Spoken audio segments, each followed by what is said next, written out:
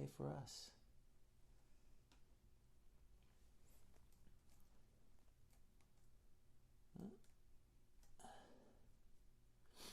Cool. Let's see. Let's see if we're on. Because if we're not, then we got to start over. Start streaming. I'm streaming. Ah, there it is. There we go. Look at that. We're on there. We're streaming. We are streaming. We are cooking with gas. Okay, great. So, welcome to GROGTALK. Welcome. Episode 14. 14 of these things, Dan. So I'm James. I'm Dan. And we had, last night, I think I already told you, I had a small game, only 9 players. Yeah. 3 people didn't show up for various reasons. And so, you know, once you've been DMing for 11 and 12, 9's like... Well, with the 3 that didn't show up, were they the quieter folks? So it really didn't make a difference anyway. Well, no, actually, one's a very active player. He wants. He's. I call him a new school player. He's got a lot of creative ideas, and maybe it's only because of the game style that we played, which was very I attack. I check the door. It's not a lot of. Well, I take out my, milky substance and run it against the floor to see if it seeps in. We played more of I search for doors. You're going to tell me what you're doing? No, I just want to make my roll. Yeah. So one of them was not there. And again, that's good and bad. I think it's overall good because it keeps us keeps the game more than just a very mechanical thing. And it actually allows for creativity. And then one had to go to work and one had some school assignments that didn't get done. Wow. And so they were not able to participate. This sounds like it doesn't sound like a grognard who played in the 80s. No, that's right. When this first generation, and in fact, when we were walking in, someone saw one of our players' handbook, and it's like, oh, first edition. Yeah. It's like, yeah, we play second edition. So there are people out there that they want to play second edition. That's which we're ready. We have second edition, which is basically first edition. It's first edition with non-weapon proficiencies and skills is really the only difference, and that they have more classes and those type of things. So it was good. It was a good session. We were in the main area, which again, for those, if you're in the Orlando area, we play. I do post on Twitter our meetup. They have a private room in Campus Cards and Games, which is in Orlando, I think it's Winter Park, basically. Winter Park. Which is a suburb of Orlando. And we play in the private room, which is awesome because then you don't get the noise and the cacophony of sound, especially on Friday night, because as most people know, Friday nights is Friday Night Magic and a lot of events happen. But our room was not available, so my voice is a little scratchy because I had to kind of project out there. Anyway, but it was a good session, and we're running through the Giants, and if you like lots of fighting and lots of attacking and collecting lots of loot, the Giants is for you. Okay. It totally is. And they just finished the second one, and now they're going to prepare to go to the third one. So we'll see what happens, how long. Which one's the Frost Giants? Is that the second one? So they're just finishing up? They just finished it, wood or whatever. I'm not sure. You know what I'm talking about. Oh, I know what you're talking about. Yeah. But you don't know the quality of the materials between the buildings of the 3. I know the last one had stone. No. Straw, stick, and stone. Oh, is that? Okay. I believe that's it. Okay, the first person who calls in. Yeah, someone please, we beg you, call in. Someone will please call in. Is there a telemarketer who will call in? Yeah. Can we pay you? Well, I think we already tried to bribe people. That didn't work, right? I don't know if that offers. Is that a standing offer? Yes, or is it still out there? It's a standing offer. I don't even remember what the offer is. The offer is we give them something. 407-476-6779. Stuff. Yeah, we give them something from... You wanted, of course, because it's very convenient because it's not your stuff to randomly select something off this thing. Exactly. I mentioned it would be something that was worthworhile of my choosing. So one's definition of worthwhile, of course, can be different from others. Here's an example, right? We saw this last time. I'm holding up Dragon 78. Is this a worse? Would you be satisfied for making a simple 10-digit? Putting 10 digits into a phone and talking for us for 5 minutes to receive an original Dragon 78? I would call in just to be nice to James and Dan, to look at those poor fellows and say they really want someone to call in. So Right. even if I'm not going to get stuff, I'm going to call in just to be nice to those guys who get up this early in the morning, Right. you know, and talk about D&D. Well, I appreciate it, but if you weren't so altruistic, wouldn't that be a nice exchange of a few minutes of time, an original 78 with one of the highest rated adventurers and psionics? It would, yeah, no, it would be. Though we should mention, though, I don't know if we were clear about this with the offer, is that you are required to pay shipping. Oh, yes. Which is $19.99. Yeah, and handling. Oh, that's another $10. Right. $29.99 shipping and handling. And only if you're a member of the Grognard, not the Grognard. That's the price. The GROGTALK Club. The GROGTALK Club. Yes, if you're part of the GROGTALK Club, which is $100 a year. Annual. Well, it's cheaper if you buy the annual membership. It's $12.95 a month. Yeah. So absolutely, we did go over this. And there is a 12-page membership acceptance contract that you'll have to sign before we send you. So we'll post that online. So we'll worry about all those details later. Just call in. Right, call in. And there's a timeshare that's part of this too that you have to buy in for 1 week here in Orlando that we want to get rid of. I mean, that we want you to take advantage of. Okay, enough shenanigans. So today we're talking about, we spent so much time, and I think it was a good session last week about tiers of play, because again, most people only play low level just because they start a campaign, they get to a certain thing, and then it either peters out or they have to restart. And what the levels of play are, and how you can use one-shots or start it. You don't have to start a campaign at level 1. You could start it at any of the tiers, but here's the advantage. We were planning to talk about styles of play, which we did not go over. So in our Word of Recall segment, we're going to talk about styles of play, and again, going back to our 3 or 4 elements of the game, which is combat, exploration, social interaction, and then we've talked about downtime, which is, again, it's a phase. It's more of the phase of the games. Depending on the type of campaign or setting or the way you set up AD&D, will determine what percentages of those. So, when you think of styles of play, Dan, what comes into your mind? Well, so I think of different genres, right? So, like, and if I understand where you're heading with this correctly, like you could have a Lord of the Rings style, which is more of the big campaign, and you've got the big overall objective, or you've got a style of play which is more like I would think of like a Fafhrd and Greymouser, where you've got individual. Almost each game is almost sort of a one-off in and of itself, and it's not connected. So what kind of styles of play? Well, that's good. I mean, so starting with, so that you have an epic campaign, right? That's a style of play. You have a series of one-offs that are basically, they're not really related. It's almost like a sitcom or a series where you can watch. We were talking about Seinfeld. You could watch any Seinfeld and not really know the previous Seinfeld. Right, unlike Dynasty. Right, or Game of Thrones. You can't just jump into I haven't watched Game of Thrones. Everyone's like, oh, you should watch it. I'm like, I haven't watched it either. I have not. I haven't watched any of those. Once the idea of binging, I haven't binged. I like Emilia Clarke, though. She's the one that rides the dragons. She's apparently. Yeah, I've seen her on talk shows. I've seen pictures of the show, but I have. And you would think, okay, Game of Thrones, why am I not watching it? I don't know. Just because the thought of I have to watch now 7 seasons to understand what's going on is a little beyond me. But you said, like Fafhrd's a one-off, and possibly Conan. Conan, right? Some more of the pulp thing. So that's definitely a style of play. But usually, and there's other attributes of Lord of the Rings. There's magic in there, but it's not like everyone has magic.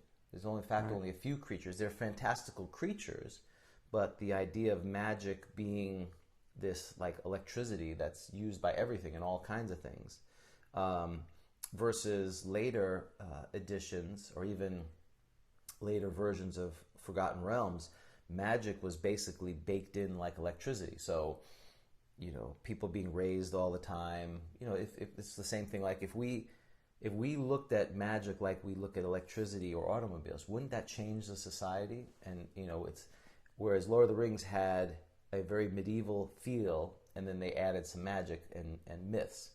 Well, really shouldn't, for why are people walking around if magic's available? Why aren't they flying and all these other things? And why isn't it not propagated to more and more people? Kind of like more like electricity in the 20th century than electricity in the 19th century, which was the purview of the rich. So that's a component of what we're talking about. Well, and do you think that there is sort of a baseline that is expected from gamers who have played First Edition? And is that baseline, was it set perhaps by the modules? So, you run a campaign now, which I think you told me that elves are unusual, right? A lot of the demi-human classes, they don't exist, or they're rare. Yes.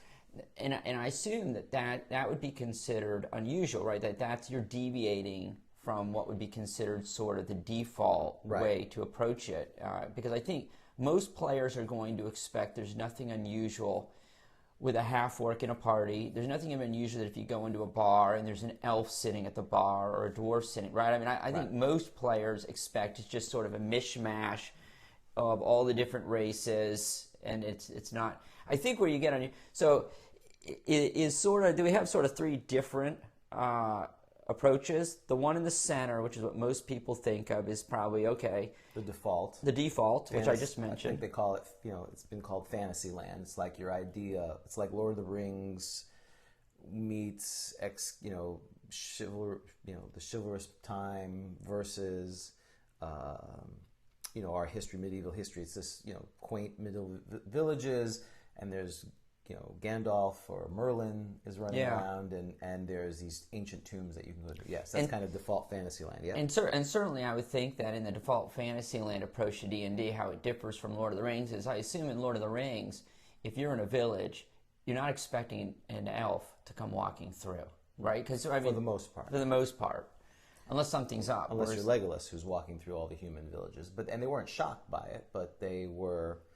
And it was strange. It was strange times. Right, it was strange times, and that's the point. But generally, they did not mix together. It was, in the truest sense, racial segregation as far as only the oi polloi, the commoners, did not mix with different groups, and groups were to be, they were suspicious, because of the xenophobia, basically, as part of that, which makes perfect sense. You especially when death could be coming around any moment, you don't want to mess around with people. Right.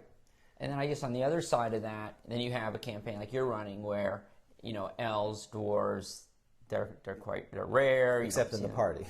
Except in the party.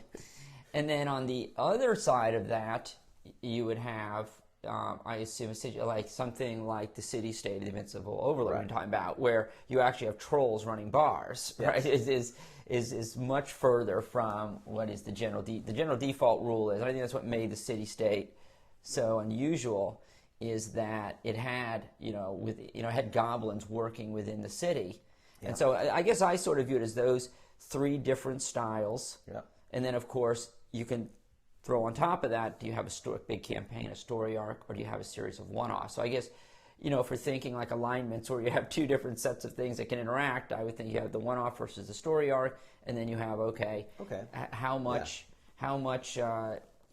fantasy there is. Exactly, right. How close is it to Middle Ages, actual Middle Ages, with just some orcs and doors sprinkled in, versus it's the city-state of the Invincible Overlord, where it's, anything goes. That's right. I agree with that. And I think, like in the campaign that I'm currently running, which again I inherited, and I was just trying to take what we have and move it forward. The premise was, what would the world be like, roughly, if Lord of the Rings worked out the other way, which is, the bad guys kind of won. Yeah.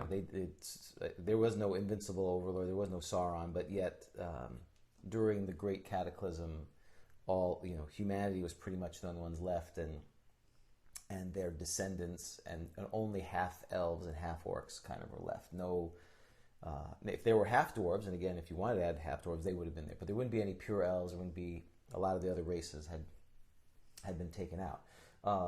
But yeah, the idea of the one-off, because again, depending on what you select and how much you do, that affects the 3 or 4 pillars that we talked about. So if you have a one-off camp series of sessions, they're not really related, and there's not a lot of interaction with the environment, because you're just going from, almost like we talked about West March's campaign, you're going from one quest to another quest, and the quest giver is not someone specific. It could be you're at the tavern, you're just sitting around, then you hear a rumor of a temple and you go there. Then your social interaction is probably going to be less, because there's less encounters. It's really about the missions that you're doing. Versus a high arc campaign where there's these characters, these non-player characters who are following the arc, and they have their own motivations. That changes it. Again, high fantasy, low fantasy. If you go with a true low fantasy, Lord of the Rings, for all it is, there isn't a whole lot of magic that the party gets. Basically only Bilbo and Frodo have magic, or Gandalf has magic. The rest of them are just normal people for the most part. They may have had magical items, but they were never described. I'm sure there's examples of things that were given, but the mithril shirt, there were swords, but each sword was named. It was very unique. They weren't these kind of generic, like we were talking about last time, generic +1 swords. They may have not been super powerful, but they were legendary in that they had a history. They were part of the world. And if you have low fantasy, and so low fantasy is, you take the generic Middle Earth or generic medieval times, you sprinkle a little bit of magic. Maybe there's a legendary weapon like Excalibur. Is that the challenge there is, do you have the presupposition of active deities that are affecting people? Do you go like to a Dragonlance? I think Dragonlance, when it first starts, there's no clerics because the gods have been lost or forsaken, so you can't heal people, or you can't heal people easily. Well, that changes how much combat. If you can't heal, fighting is a decision you don't want to make lightly, because you could get wrecked and then not have the ability to come back. So, I think you're right on each of those areas. And so, when you're building your campaign, you keep them even, or you're going to adjust them, and then you can work your way back to that. Does that make sense, what I'm saying, or what other thoughts do you have on that? Yeah, that does make a lot of sense. And we've talked about this before, which is that the DM needs to make sure that the vision he or she has for the game aligns with what most of the players want too. Yeah. And it can be hard because you've got multiple players. So a party of players doesn't have a single idea usually of what the game should be like. The different people are going to want different things. So it would be interesting to hear from people about how they dealt with that, how things went. You mean on the grog line? Exactly, on the grog line. Did holding the phone up anytime.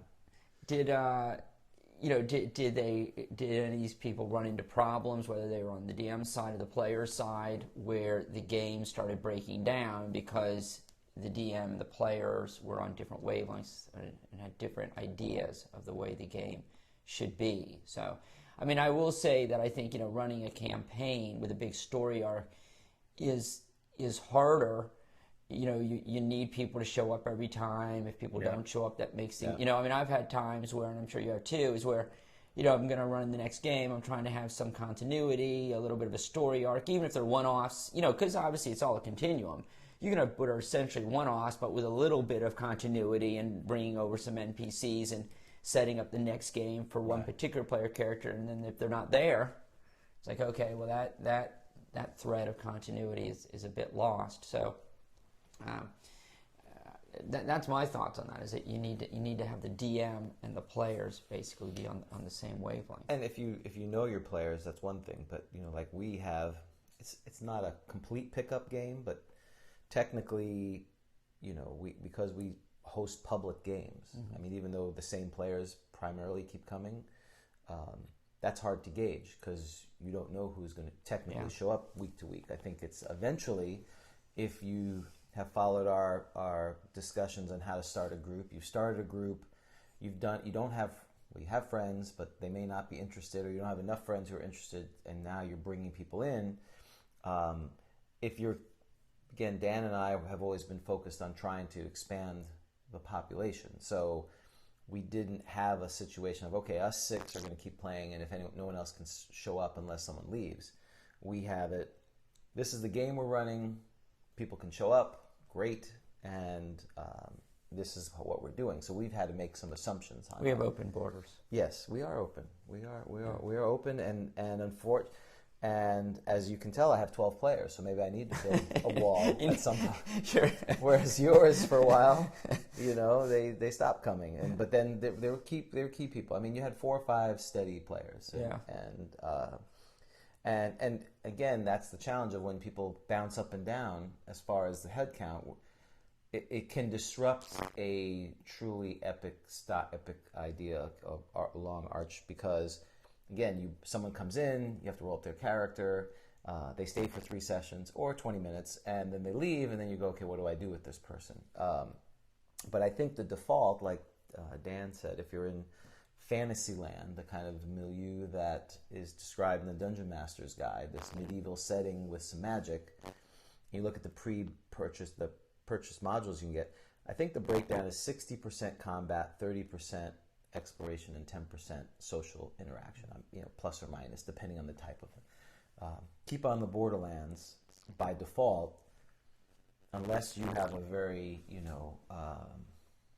chatty group, you go to the keep, you get your stuff, you find out that you sit for a few minutes in the bar, you find out there's a Caves of Chaos, you head out, and you start killing people. Yeah, I never understood. So keep on the Borderlands.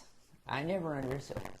You're gonna trash Keep on the Borderlands then? No, I don't know what to make of Keep on the Borderlands. So, were you supposed to do, as the DM, were you supposed to do more with it? Was it really designed to be, go to Cave A, kill everyone, come back, rest up, maybe level up, go to Cave B, kill rinse and repeat? Or was the DM supposed to, be more creative with it? I always wondered about that. I mean, I don't know. So, but I think one of the problems with, if you're the DM and you want to do something different, there it is. Keep on the Borderlands. So go ahead. Right, which is technically, we should mention, is for basic D&D. That's right. But it's easily. Everyone played AD&D with this basic. Yeah. Everyone had the AD&D books. Actually, everyone I knew had, one person had the box set, the red Moldave book, and everyone had the AD&D books, because we wanted to play advanced. Who would want to play basic? I want to play. Would you want to play, there's a big demon-looking thing on the DMG. That's what I want to play. And there's a demon on the player's handbook. Yeah. That's more fun than this basic thing. And there's more, there's more. More is better. More stuff, right? More magic items, more classes. It's just all better. And now that we're old, we both are like, boy, we should just play basic because it's so much easier. There's less rules. I don't have time for all those rules. Because when you're young, you're like, look at all these rules. I can learn all these rules. You don't think about I'll be dead soon. Right. But now I'm like, I don't have time to. I've got just a little bit of time left. Right. I don't want to spend it trying to figure out all these rules. I think that's one of the jokes I heard. Your speed limit should be equal to your age. Your speed limit should be limited. When you drive around, older people should drive faster. Yeah, that's because they need to get places. They have less time. That's right. They need to go get places. So that's exactly right. Everything that when you're young, you look at older people, you're like, why do they do that? Have you noticed? And now you start to know why they do that. I know exactly why they do those things. You know why I want you to get off my lawn? Because I have nothing going on in my life except taking care of that lawn. Right. And I've worked really hard to make it look nice. I don't need some kids running around destroying my lawn. Get off my lawn. It makes sense to me now. Right. Right? Yeah. Why should the kids should get off the lawn? It's my own edifice to my existence here on this planet, and you're damaging it. And it's mine. That's right. I should be, if this is what I want to spend my time doing, I should be able to do it. Yeah. Right? I agree. I'm going to be dead in 5 years. Give me my lawn. Wow. This is getting dark here.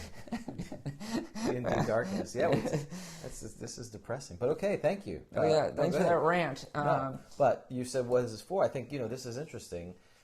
What this module has is pages on how to teach someone how to be a dungeon master. I did read this. This was useful from Guy Gax himself, of course. Right, but yet there's probably the most value for a DM is the first 5 or 6 pages. He has notes for the dungeon master. He has how to be an effective dungeon master and preparation for the use of this module. But with that said, there's still a lot. The problem with this, even as a starting, and there's Briark. That's where Briark comes Which, by the way, does not mean, it means we surrender. What? I just read that. I really thought Briark was... Of course, it's a false rumor. So. Sorry. You're bad. That's right, because Briark, of course, is danger, right? That's right. It's an alarm. I believe it is, yeah. That's very funny, though, because see now that... you can put that as a rumor. That's great, though, because then when they hear Briark... That's right, they'll think they're surrendering.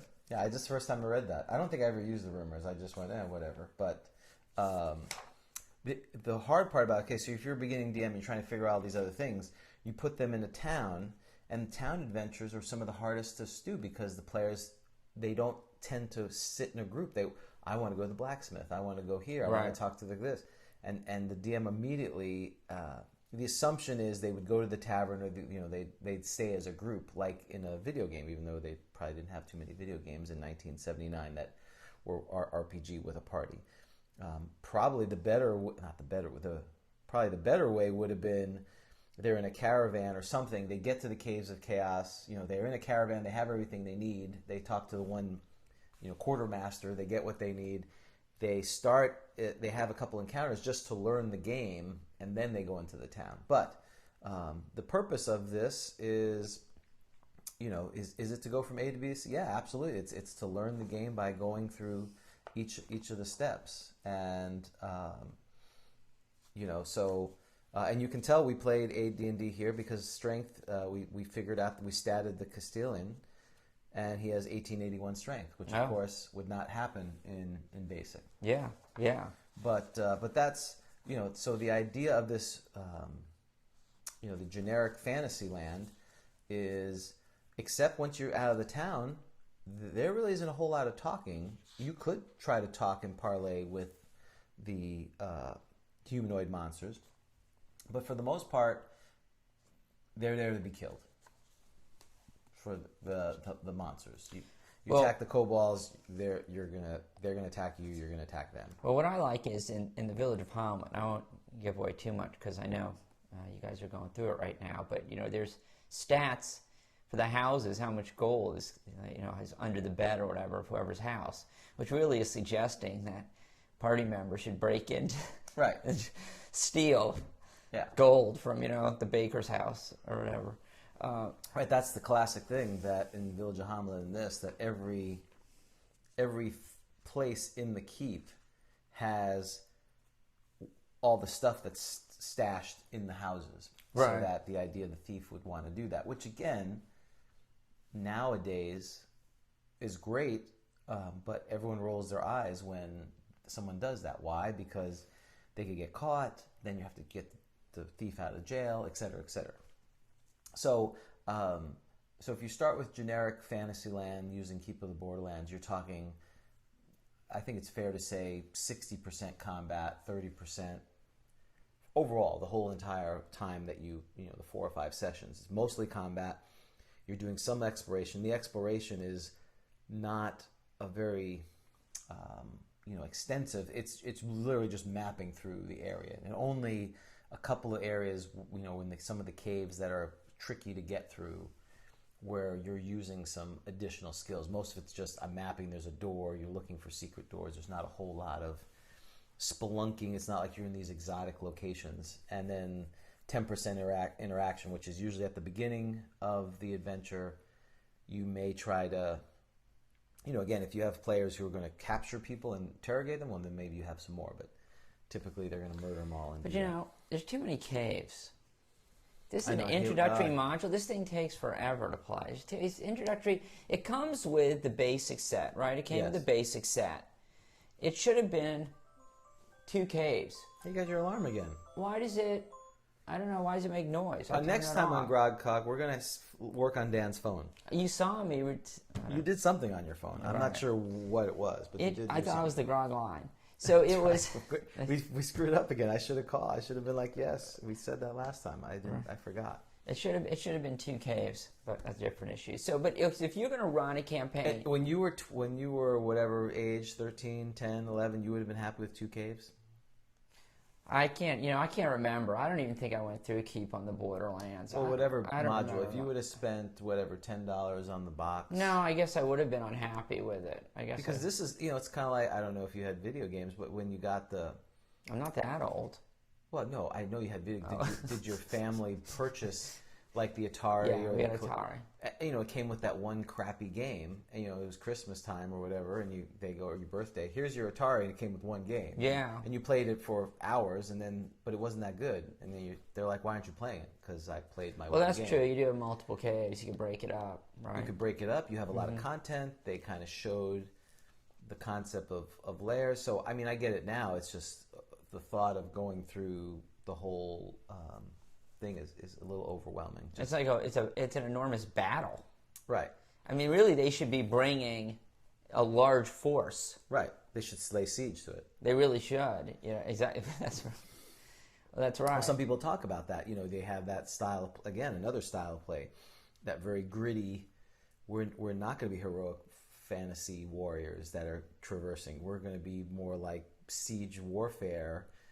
We're going to buy barrels of oil and roll it down in the and have war dogs, and we're going to set the thing on fire, and then after the fires burn out, just send the dogs in and then clean up whatever's left after that.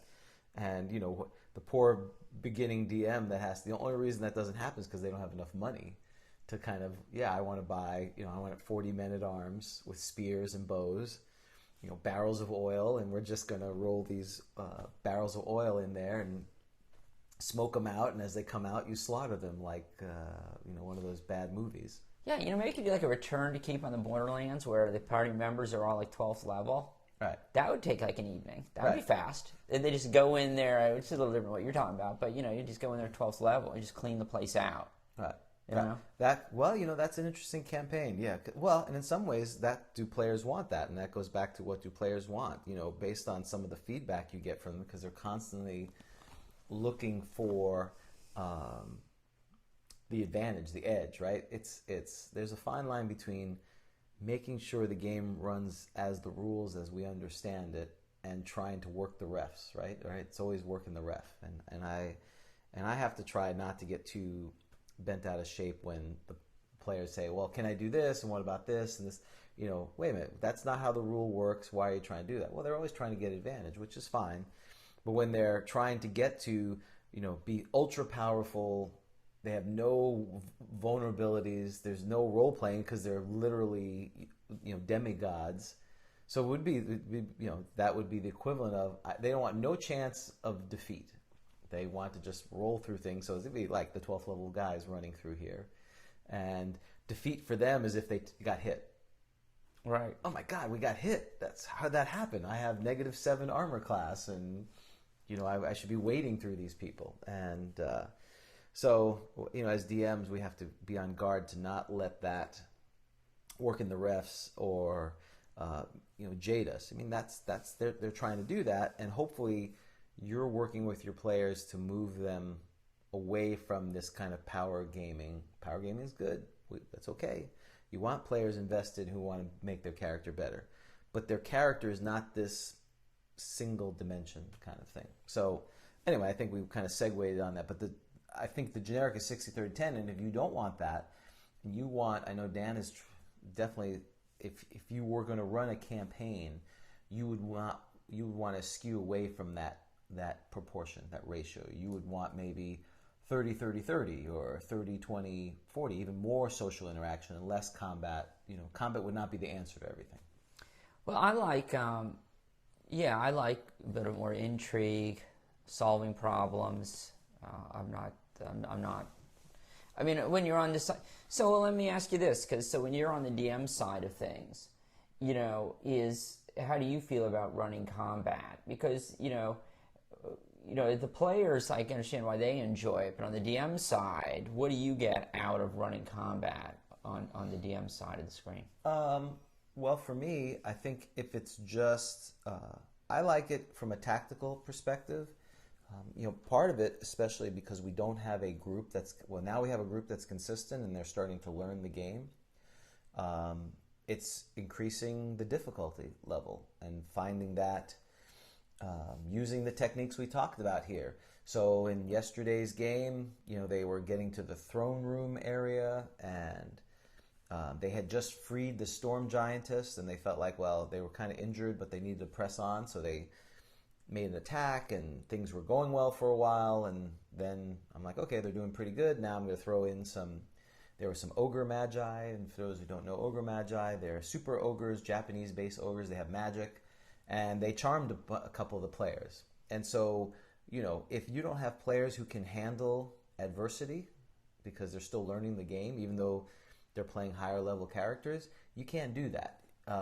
And I think it would be frustrating if you kept playing the same way. The game for me becomes, how challenging can I make it for the players where they feel like they've overcome something, and it's not just where a computer could run the program, which is literally, all the monsters kind of, they're at a choke point and all the monsters just pile up there and they take their turn to be slaughtered by the players. That's very boring. Yeah, and so I've decided to maybe start playing some war games again, and so I'm learning this war game, and so you did. I didn't know that. Yeah, well, like the tabletop. Mysteries. Well, yeah, well, the tabletop war game. So I as opposed to, I guess what would be the opposite of tabletop war? Paintball, rug top, or paintball, it's a tactical nuclear. Was it war games kind of thing? Holding up a liquor store. Yeah, exactly. So joining a extremist group or something. Exactly, like right. Rounding up people at the border. Go join that group in Texas. That's right. So there's a lot of opportunities. Role playing a militiaman. That's good. Okay, that's great. So what it was interesting because it's easy then to start comparing role-playing and wargaming, and it reminds me of back in the day of what I liked about wargaming compared to role-playing, and what I liked about role-playing compared to wargaming, because it was different. Yeah. And it wasn't like one was better, they were just different. So when you mean wargaming, can you give an example? Sure. So like the old Avalon Hill war games or SPI war. Exactly, like Panzer Leader and that, right. Which I used to have that. I can't find it. I had and Starship Troopers. We had those were the first games we started with. Sure. I'm sure there were plenty others, but those are the ones we had. The gateway games. Yeah. And with the little chickles, what are they called? Chiclets? Counters. Or you call them chits. Yeah, we call them counters. Yeah, right? Yeah. And of course you lost your Bradley whatever. And of course, you lose the counter. And then you had to make one out of a piece of paper, and it looked so hokey. And it bothered me. Right, it did. It bothered me a lot. So what I've noticed in now playing war games again and playing D&D at the same time is what I like about the war games is that your rules are about 20 pages, and my wife was stunned to learn that. I think I mentioned this before, that in war games the rules are 20 pages. It seems so long because you've got Monopoly, right. Which a lot of these games, literally the rules are on what, like the box, inside the box. Inside the box, there's like 8 rules or something, and so the idea of a rule booklet of 20 rules is outrageous to her. And then you've got but the reality is once you play D&D, 20 pages of rules is that's not that bad. I can actually learn these. I can read these rules in a couple hours. Right. That's awesome. I mean, the DMG, to read the entire DMG, right. Would take a long time. And comprehend it. And comprehend it. So what I like about war games is that you can learn the rules. At a certain point, you're not going to have a lot of debate. You're not going to have a lot of fight about what the rules are in a war game. Once you learn them, you know them. I like that. But what I like about role-playing games that you don't get from war games, so the combat you were describing just now for role-playing games sounded to me very much war games, where you said a computer could do it, right? You could, okay, so it sounds like a war game, okay, Hood is attacking Sickles or whatever. What are the odds? Let's roll. You take this damage, whatever. Not very visual. What I love about role-playing games is how it is so free-flowing, and I like the idea of the DM running combat where a lot of stuff is being described. You know, and a lot of this goes back to, I think, Matt Finch, he wrote in the primer for Old School Gaming. He talks about this. You know, you should, you know, add a lot of flavor to it as a DM. You know, the orc jumps up on the table, somebody slides underneath you, you know, and there's a lot of visual to it. And, you know, and this idea that, you know, even though you don't have fumbles, if somebody rolls a 1 or a 2, the DM should be at liberty to say, okay, you slip and crack open this table, whatever, you know, just to add to it. But, of course, at the same time, so that's what I get out of being on that side. And I like doing that I think stuff. if I had less players, because I was conscious when I'm running so many people, I was forgetting to do some of that because, you know, I'm trying. What are you doing? What are you doing? What are you doing? And I think that's the only downside to having a large large party count, because then you can't give each player something special. It's more I hit, and you know, and you're just it becomes very mechanical. War game-ish. Well, yeah, it becomes very mechanical, and you're just kind of adjudicating it. It's almost, and that's why some people have suggested for a lot of these combats, let the players move the monsters. They know what they're going to do. Let them move and let them keep track of the hit points, and you know, at the end of the round, you can go, oh yeah, he's not here anymore. Why do all that accounting? Let them do it, because it's kind of a rote thing. But I agree with you. And it becomes very wargaming when the CPU bandwidth of the DM is taken up with these menial tasks, either giving time slices to all the players or going through and calculating. And this is where I think that's why I think a lot of newer games or different games went away from being super crunchy, so that the DM's processing lowered, so they could be more expository, that they could have some of these other things. It's that weird tension between we want a rule for everything and we want it to be colorful. And again, that's a style of play too. How colorful you want it versus how crunchy. In AD&D, you could, you know, because the prime directive of the DM's guide is, these are all suggestions. You can get rid of most or all of them. And what are the rules that we've typically changed where it's too crunchy and the value of that realism is not worth the crunchiness to slow down the game, because then you can't remember to put all these things in it. So I didn't mean to segue, but that was a great point that you're bringing up, that it could be a lot more dramatic if you put the time into it. And I think that, and I agree with you completely, when you've got 9, 10, 11, 12 players, that becomes extremely difficult to do. And you also have to have players that are okay with it. So, you know, my view is give the players a break. The players say they want to do something creative, sort of, or on the side of, I'm going to let that happen. And I'm going to give them a shot at it. But in the same vein, the players have to be okay with the other side doing it too. Right. So in other words, it would get old if you tried to create that. Okay, so-and-so jumps up on the table. Wait a second. Where was he? How can he jump up on the, you know? Yeah. And that's usually the problem. There's always one or two of the players, and usually the ones most invested in your game, who are going to pull the rule out and go, wait a minute, how were they able to do that? And then you have to say, and then it becomes confrontational, unfortunately. Right. And then, so at a certain point, it does just become, so then, you know, if the DM believes that the DM has a lot of discretion, and you've got players who are trying to curb that discretion, and I get it, because they don't want their character to die. You know, no one is like, oh, yeah, my character's dead, but that was an awesome, I mean, sometimes people that do this.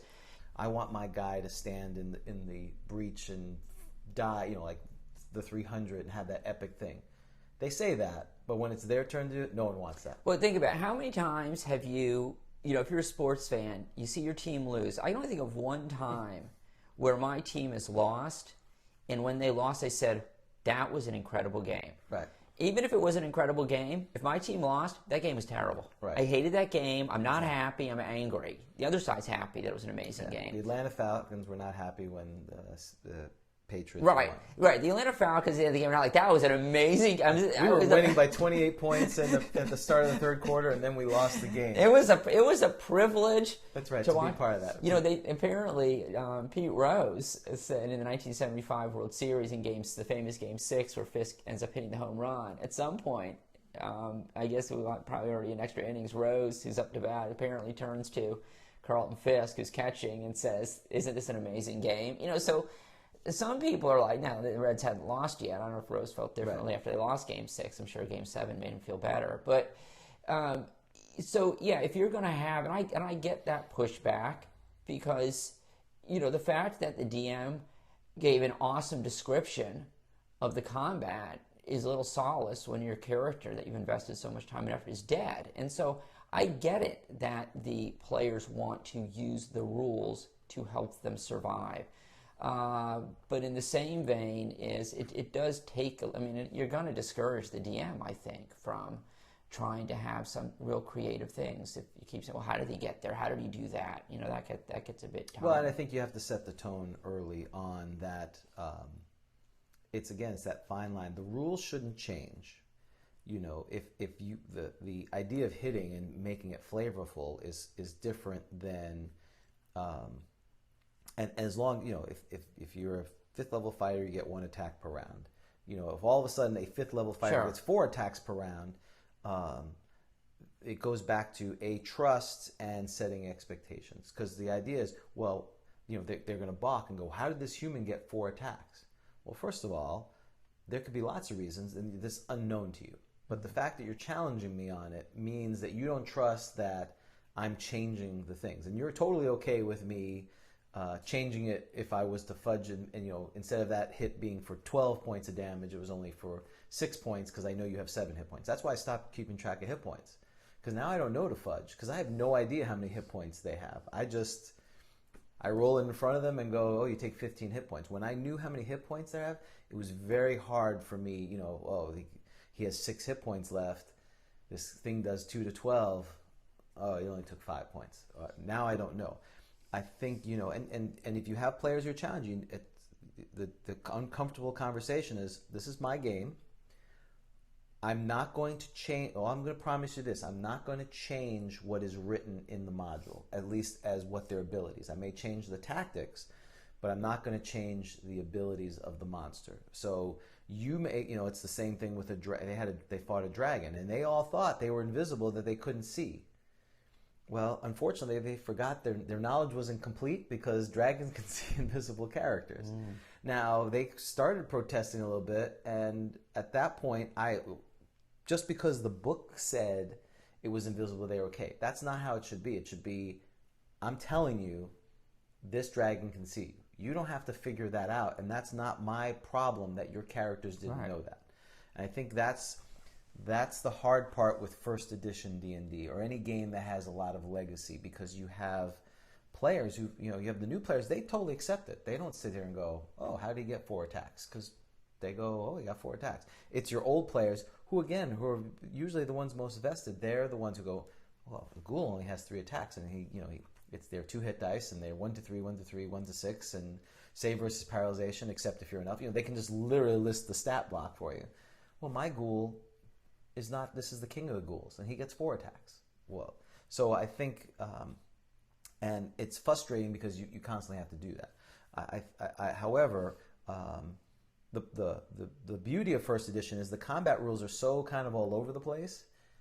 You can vary in one session and not realize you're doing it. There's times, I've had rules where I let them attack twice if they charge. Other times I've let them charge once. I kind of give it the feel. Does it make sense? Do I feel it? And, we have a little discussion and move on. And 95% of the time, it's fine. I think it slows things down, and it takes away from the flavor of the whole campaign and of the combat. The problem is, and this, of course, is what, nothing's perfect, and with the good comes the bad. And I think the amazing thing for me about D&D, which was so startlingly different from wargaming, is this idea that, okay, you are this character. You're not an army where you've got a billion counters, and if Hess the Vision is wiped out, you're like, oh, well, whatever, I got other, I'm not out of the game, I got this whole army here. You are, this, character, and that's it. Yeah. If that character dies, you're done. Right. It's like, okay, well, what do I do now? And so what? Or you pick up dice and start re-rolling your character. And start re-rolling your character.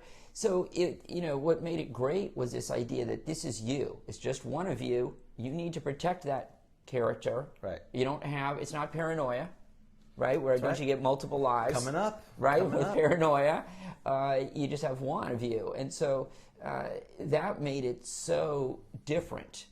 And the fact that it was so free flowing, and you didn't have necessarily. I mean, we didn't use battle maps. I mean, it was all just theater of the mind. Made it so different. But in the same vein, that means you don't want your character to die because you only have one of them, and so you're understandably going to try to use rules to help you. Yeah, and so we kind of segued into all that because, as we said, it's that dichotomy of people want combat but they don't want to die from it. Well, what's the juice for the DM? The DM is not to kill the players. I mean, that's easy. It's finding the pleasure comes from setting up scenarios and seeing how the players are going to react to those scenarios, and not be enamored if the scenario doesn't work out that way. I had set up what I thought was a reasonable reaction to the incursions. They had this big fight. There was a slightly dramatic moment with the king because the storm giantess who captured her was trying to get after him. Well, after a couple of rounds, I'm not going to stick around. It's clear the party's going to win, and so he took off. And then they decide, and typically in my style of play, I have a very active dungeon. So like Keep of the Borderlands, if you have dumb players who kind of just poke the hornet's nest, all the hornets are going to come out. They're not going to sit there and just wait to be slaughtered in each room. And so what typically happens is, there's a big battle somewhere, but then the rest of the cave is empty because you've killed basically everyone in that. And, they figured that out, and they're like, oh, well, now we can just pile up the bodies and, kind of do like this mass accounting of all the stuff. And, I had extra frost giants up on the first level, and of course, as they're cleaning up, I brought them in. So again, that was, make it provide these changes so that you always want to have some kind of pressure on that. You want drama. That's the whole idea. And so you can accomplish it with the kind of generic fantasy slam, but you can provide drama by making. So for instance, we talked about low magic. Low magic equals you're using more of your wits. Your combat needs to be avoided if possible because you don't have any healing, right? So that's and there's a lot of games who have that, or healing is very limited. Even in first edition, you get knocked out, you're out for a week until that book, which shall not be named, has a third level spell. Is that Death's Door? Yeah. Death's Door, yeah. Yeah, I've heard of it. I don't even know about it. Well, no. So of course they wanted it. They're like, because they constantly want stuff out. I said, fine, because I had made an adjustment to, because again, I get the point. You're in a coma. You've had this traumatic experience. You should be out for a week. But from a playing perspective, it's the same thing as if a character dies. I got 9 people. One guy gets knocked out, or one lady gets knocked out. We start at usually 6:30. We go to 10:30. It happens at 7:30. The rest of the party is fine. There's 12 of them. They really don't need that other person. What is he?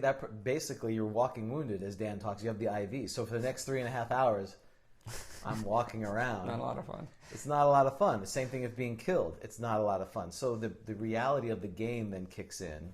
And I said, okay, well, if you have a high constitution, again, favoring fighters, because fighters get a raw deal in first edition. They need a lot of experience points relative to the other ones, and they don't get a lot of special bonuses. There's no reason not to be a ranger versus a fighter unless you want to be evil. It's like 250 more experience points per level. It's like a 10% penalty. You get twice as many hit points to start. You can track. You can do more damage to giant class creatures. You get spells eventually. Right. Why would you not do that? Right. So I give fighters some advantages because they're fighters. And one of the advantages is if they get knocked out, if they have a high con, it reduces the amount of days that they need to rest before they can do that. It's not rules as written. It's a house rule, but the purpose of it is just to get people, because if it's 2 days, they're like, okay, we'll sit here for 2 days. They're not going to be like, oh no, we're going to clear out the dungeon and then go back. If it's a week, we're playing Village of Hamlet with John, which is great because I've never went through the Village of Hamlet. I've read it years ago. and we've had 2 characters die and 2 get knocked out. So it's taken a month, with role characters. So if you have a low magic game, you can instill that fear of death. You can move towards that Call of Cthulhu everywhere. You don't. The first reaction to anything is not pulling your pistol out and shooting things. It's you're either running away or doing that. Or you can have high magic but low religion, or low deity involvement. Maybe there's just magic. There's we talked about, or the gods are not actively involved. They are just this kind of passive force, and there's no healing. It's just evocation of fireballs and this type of thing. It's all like again, gunpowder. It can only hurt. It can't heal. You can do that with races and all. Do you have races? You could create your own races. Do you really want a cosmopolitan kind of what is that? The Tatooine bar, Mos Eisley bar, where there's literally dozens of races and creatures, and everyone kind of does their thing, or is it just going to be a very kind of medieval? And then the last one, which I played for Gary Gaius Day, Expedition to the Barrier Peaks, where you take different genres or different cultures, right? That one was sci-fi meets fantasy, and what does the players do? I thought that was a lot of fun for a one-off, or maybe a small campaign where you've got this traditional mindset, and all of a sudden you get a ray gun. What would you do with that? Or you set D&D, you take fantasy people, Oriental Adventures is one example, or you put them in ancient Rome or Stone Ages or something where you have to be careful you don't end up with the 12th level fighters fighting, the conquistadors attacking the Native Americans, the Native Indians, or Native Americans, the challenge of that. But there's a lot of ways, and the whole point of that is you can affect the religion, you can change the dial, you can change the dial on magic, you can change the dial on the races, you can change the dial on genres, you can change the dial on, like you said, whether it's epic or series of individual ones. You can change the fantasy overall. Is it really fantastical creatures or very traditional? And all those should adjust those 3 pillars of the game and doing it. So I think, Dan, when I kind of explaining that, and your thing of what do you think is the most effective, or you said you have to talk to the players, but from your perspective, you ran through your campaign. What would you change based on what would make you more interested? Because I think if the DM is interested, the players get interested. There's a certain point you can't go beyond. Like if you just want to have everyone dress up and pantomime, they're not going to do that. But if you're passionate about the campaign, the players will be passionate. So looking back, what would be the things that you may tweak in your campaign that would make you more interested and potentially make the game more interesting from your perspective? Yeah, it's an interesting question, because I'm still sort of, having taken almost 3 decades off, and now I've only been playing again for 2 years. I really sort of, what I wanted to do was sample different things, and so I don't know that I've really settled in what I think would be optimal from my side. I mean, I obviously like the adventures anyway, where I get to do a lot of interacting. So I enjoy, as a DM, being able to role play the NPCs. So I like to run adventures where I get that opportunity, which is of course why I like an adventure. I like the Halls of Tyson Thane, because I get that opportunity. So I think what I would do is I would probably pick more of those styles of adventures. I don't know that I don't. For me as a DM, I don't know that I care so much as to whether it's low fantasy, high fantasy. Okay. It really doesn't bother me. I mean, I think it's all very entertaining. I think it's what you make of it. So I don't think it matters so much whether it's the city-state of the Invincible Overlord. So we spent 45 minutes talking about something that doesn't matter. Exactly. Okay. Total Thank you for coming to. But let's see if they called. Oh, that's right. They haven't called. Well, yeah. The last guy literally just turned this. He turned it. Right. Okay. The big reveal is it doesn't matter. But you asked from my side for me, for Dan. So I think for a lot of players, if you as a DM come in here and say, look, there's not going to be a lot of magic items, elves are going to be unusual. You may see an elf one day. There's not going to be a lot of dwarves. Oh, and by the way, I want you all to be human. I may consider the possibility of you being a half elf, but you really should all be human.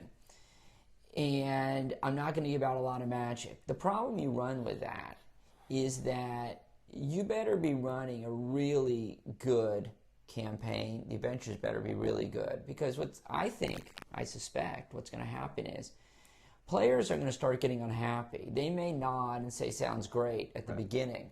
But let's face it, when you're on the player's side, you like cool magic items. Sure. It makes the game fun, right? You have interesting items. And I don't mean just simply quantity. Right. And I don't also just mean like the +4 sword. Different interesting magic items, the rope of climbing that you can, do things with. It makes it a lot of fun. And so, it does I would expect it gets kind of old being on the player side and never seeing many magic items, especially when you're used to seeing magic items when you play. Everyone's a human, so no one's got a lot of the fun of the game too, isn't it, is that the dwarf says, oh, wait a second, I remember that I have an increased chance to detect sloping passage or whatever, right, or falling. Or someone reminds them, and they're not even in the room, which again, we had that couple of scenarios of people telling the other players what to do. I'm like, you're not even there. I'm like, oh yeah, that's right. Yeah, look, so much of it comes back to, of how you want to approach the game. And I agree with all that, so keep going. Well, and we're two players that we're more consistently on the DM side than we are on the player side, but when we're on, when you're on the player side, you always remember then it reminds you how hard it is to be a good player. And so there is this awful temptation, I think, to do whatever you can to try to succeed, because it's tough being on the player side. Look, the metagaming is the same thing too. The metagaming is just one aspect of this larger issue, which is, what do you want to get out of your gaming session? For some players, they want to succeed. They're competitive. They want to win at D&D, and there's nothing wrong with that. Right. I mean, that's great, For other, and as long as the DM, you don't take it personally, that it's a mental challenge that you're trying to compete with them. I don't look at it that way. I look at it as, I'm here to throw scenarios, and I hope they overcome it. But I also have no idea sometimes how they're going to overcome it. I put 3 frost giants and 10 frost giants, 3 fire giants, this and that, and Mogre Magi, who's charming persons. If it went south, they could have been all killed. I don't know how it's going to be. I have to let them figure it out, and they figured it out, and good for them. I'm a strong proponent of the fact that I think the DM should always be rooting for the players. Right. That doesn't mean that the DM should not make a change. To me, it reminds, look, we're grognards now. Many of us, we have kids. It reminds me of something where you would want to challenge your kids. Right. So your kids, exactly. Right? That's a great analogy. Right. So your kids went to Our college. players are not children, by the way, even though we did talk about previous right. time. But so you've got kids. I have a daughter. Your kids, some of them have been through college. One of you going to college soon, or sort of already in college, or in high school. Well, we'll see how his grades are. They're taking college class. Right. But so my daughter's in college. You would want your kids to be challenged. Right. But you would want them to succeed while being challenged, and that's the way I view it as. Yeah, I don't want them to be challenged, and then fail and have a permanent thing where they, college is a terrible reminder of their inadequacy. Unless I'm going to pay, $500,000 to get in a certain school, I cannot prevent my sons from failing. I can encourage them. I can provide scenarios. I can get them ready. But ultimately, they have to decide. And I think that's why that analogy is great. Your child, she's going to do well. You can give her all the conditions. You can, and she can do the creativity. But she has to accept that there is that possibility. Should not be 95% chance of death, or in this case, failing out, but there has to be that possibility, or else it's not earned. Then it's basically, it's a story. Then you've created her story and go, here's her story. So that's a great analogy, right. Dan. So I think, and like the metagaming thing, you basically have to decide what kind of game you want. So the players that and it's very hard not to metagame. I mean, when you're on the DM side, it bothers you, but when you're on the player side, it's so tempting. And I don't have, again, at some metagaming, I have no problems because that's the sign of an experienced player. It would be the same thing of the 10-foot pole. If you know that the 10-foot pole is needed because you're supposed to tap in front of you, why would you not use that knowledge? How are you to gain that knowledge? So if you know that a skeleton can only be hit by blunt weapons, great. It's going to be half damage, and the DM can help with that. The metagaming becomes a problem in two ways. One, they've been through the module or they know something that is the specific instance of this. This is where, again, the challenge of playing older modules and you don't change them too much because they're like, oh yeah, we stop here and we, and then they try to do their best to pretend like they don't know. And that's the one. The other one is when they challenge you on the ruling that you made. I have no problem that you know that white's level drain. And you don't like that idea in first level, which, by the way, there's one in B2, the white and a Medusa, first level. Written by Gary Gygax. That's right. So I have no problem that if they see a white that they know that's really bad. What I have a problem with is if they immediately say that creature level drains, at least try to make your character go, I've heard that they will suck the souls out of us. Put some spin around it. Take a little effort. And if my white, or this is a special white that I've changed, not only level drains you, but charms you. And they go, wait a minute, they can't do that. No. There's no they can't. My white has the ability to charm. That's the two issues I have. And the biggest issue is that creature can't do that. That is not the purview of the player. I want them to have knowledge, and I will try to honor the knowledge. But when things change, as long as I've given some indication that it could change, like this is a special burial mound, yeah, the generic white should be a generic white. There should be some knowledge that transfers because that's that's how you get advantage of things. But if my white, if I had some secret thing, or that he's named Bob the White, he's not just generic white number 27, I have the right to make it a change anyway around if I've allowed that information. So I don't have a problem with metagaming per se. The two big ones are that white can't do that, or I went online. I mean, we were playing online at one point, and I was running through one of the modules, and all of a sudden one of the players stopped doing something, and I'm like, what? And he's online. He's Googling the module. It's like, yeah, that's not good. Because I'm like, what are you doing? You get that pause when like you're doing a job interview with someone, and you're like, well, what does this mean? And they kind of pause, and you hear, yeah, they're looking it up. They're looking it up. So I'm sorry, but go ahead with the medic. Yeah, and one of the things, which I think shows what kind of game does everyone really want to have, is that, if players are also telling players what to do when they're not in the room, let's say. Yeah. So now... they retracted it, but that was something that did happen. Well, and again, when you're on the player side, it's like you're watching a horror movie happen and you want to yell out, he's behind you, look behind you. Exactly. Don't go to the graveyard. What? He's there. Lock the door. Lock the door. You didn't lock the door. That's right. No, you left it. It's like, what was that movie, Student Bodies? Do you remember that? No, I don't. So there's a second suggestion. It's an old campy movie from the 80s. It was a precursor to Scary Movie, like they made fun of them. Mm-hmm. So Student Bodies was a horror movie, and you're watching, it's the traditional scary setup for a horror movie where the killer comes in, and the teenage girl, I think it is, she closes the door but doesn't lock it, and then this arrow points up, arrow, door not locked or something. All these things that pointed out that she did wrong. Right. So it's a big parody. Again, I won't recommend. It's not Oscar worthy, but if you want something from, again, if you're nostalgic and you want to do that, but yeah, that's also a good point. The whole thing of, it's hard not to watch a car crash and say, hey, it's these two cars coming, not to scream, look out. Yeah, I think so. And I think that's the tension. I think this is something that I don't know that D&D ever resolved, which is, on the one hand, what makes it amazing is this idea that you're playing this character. It's so free-flowing. If your character dies, then your character dies. That's it. It's time to roll up a new character.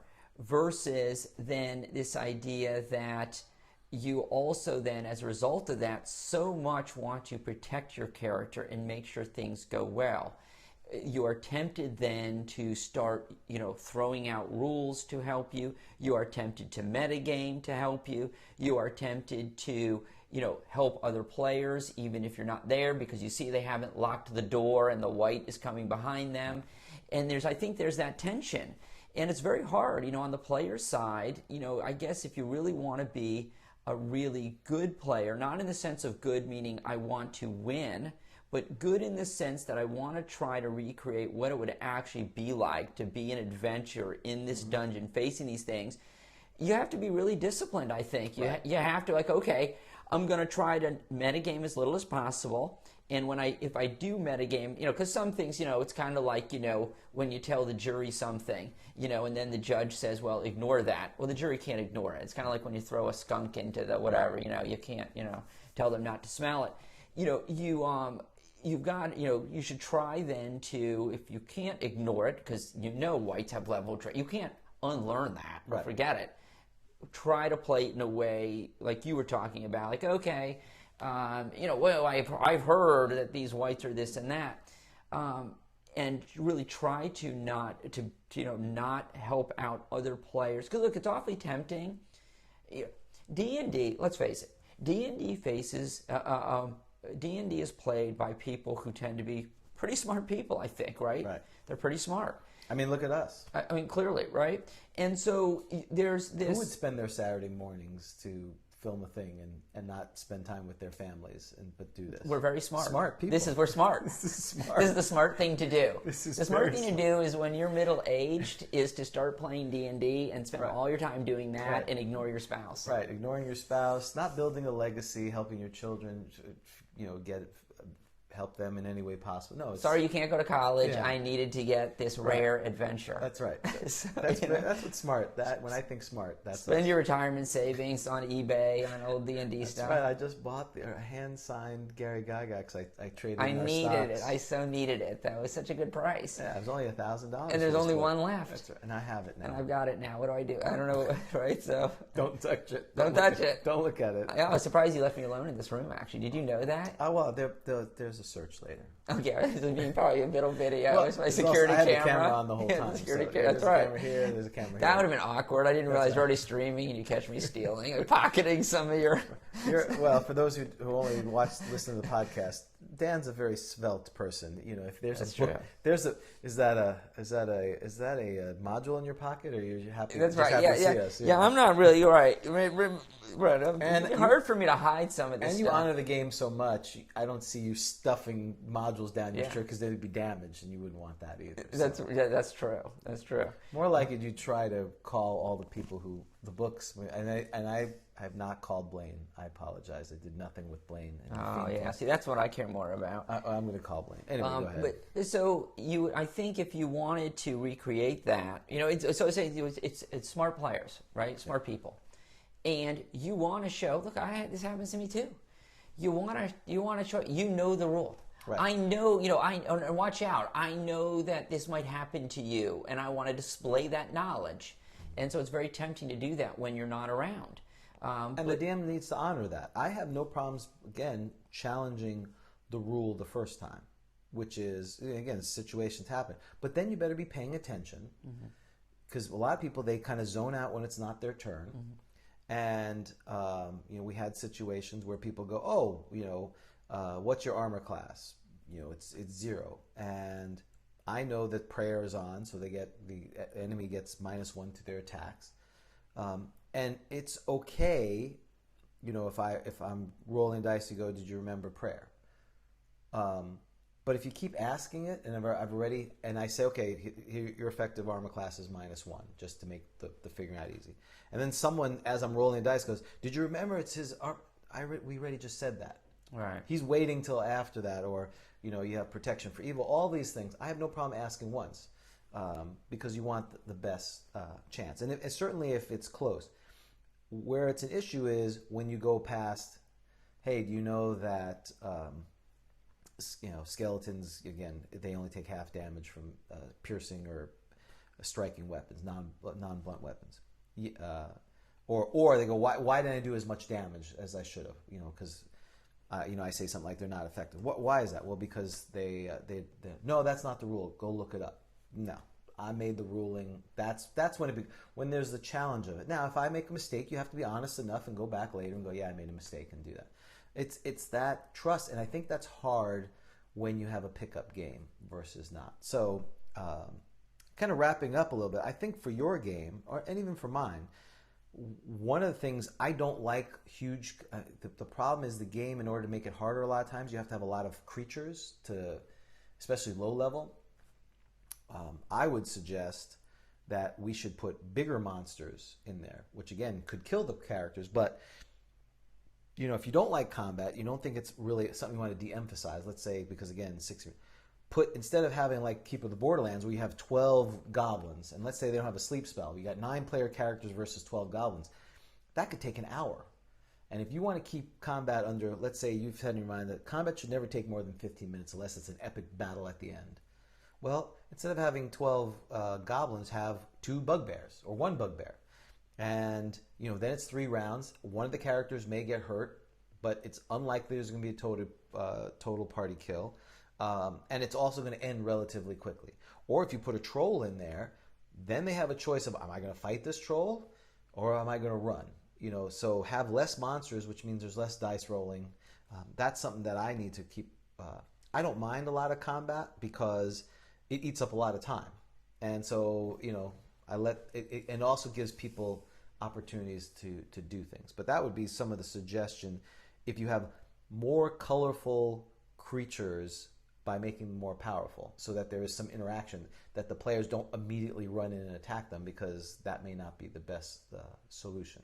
Well, and that would be, again, I know it's somewhat strange to use the word realistic in this, but this idea that there are different adventures of different levels is somewhat ridiculous. Right, because you would just encounter what you would encounter, it seems to me, and you've got to avoid. And that's what happens when we play. I mean, if you may know of these things, but it's not like Busch Gardens where you have the kiddie area or whatever. Right. Like, oh, we're in the pre. There would never be a scary Halloween Horror Nights in the kiddie pool area. Right. There should always be that element of that. But I think that's where I get frustrated sometimes too over the big epic battles, because if there's two goblins left and there's 9-player characters, do you really need to keep rolling at that point? Right. They unless they do something, I usually say, well, after a couple more minutes you've defeated them, so we don't waste 5 more minutes in adjudicating what's likely going to happen. The party may lose another couple of hit points, and I think that's, people get frustrated, and it's so interesting. The last thing I would say is the style of game. Do you want a lot of accounting or not? That's what we've been talking about in first edition. There's a whole lot of accounting, point collection. And when we were younger, I didn't mind it at all. It's like, oh, yeah, okay, that's 12 experience points, and we did a whole lot of math. Because you were doing that instead of your math homework. Apparently, yeah. Or, figuring out all these percentages and really trying to keep it as accurate as it could be. Now, I mean, we ended a little bit early because they wanted to know what experience points it is. And I'm like, that's going to take me sometime this weekend. I got to sit through the module, count up all the creatures, and it's going to take an hour and a half. Well, does it go back to your speed limit comment? Yeah. So I think there's 2 reasons for that, I guess. So when you're younger, number one, you can move at a lower speed limit. Yeah. Because you're not even thinking about death, except for your characters. Mm-hmm. Right? So you got lots of time. Time's not an issue. Yeah, I mean, imagine how long. So junior high or whatever, like 3 years, something like that. Right. That seemed like forever. Or high school, 3 forever. Yeah. 3 years now. Nothing. It'll be like 3 years from now. It'll be like 2 weeks for us, right? We've been playing for 2 years. It does not feel like it's been 2 years. It doesn't feel like it, right? So though some may argue it feels like 10. Right, exactly. So like this podcast goes on forever. So I think when you're younger like that, you feel like you have more time, and so you're less impatient. And I think also, I wonder if back in the day when you're young, when you're 13, 14, 15 years old, Gygax, is like a king, and so this is the way we're told to do experience. We got to do experience points. This is what we do. I think as we get older, you're a little bit more like, because if you think about it, back in the day, people didn't follow rules as much, but let's ask why.